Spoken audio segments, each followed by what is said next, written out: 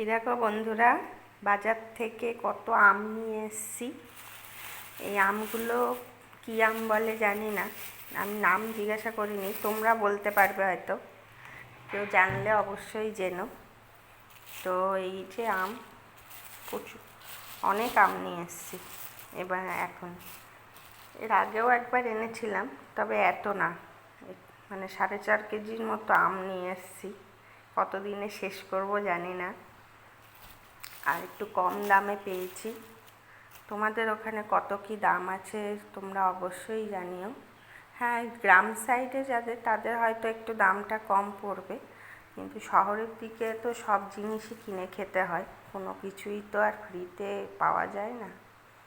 তো এই যে দেখো, অনেকটাই দাম কম পেয়েছি আমগুলো, আর বেশ ভালো ভালো, আর ভালো ছিল বলে আরও ওই যে যার কাছ থেকে বাজার নিই আমি, সে বলছে আর একটু নিয়ে যা,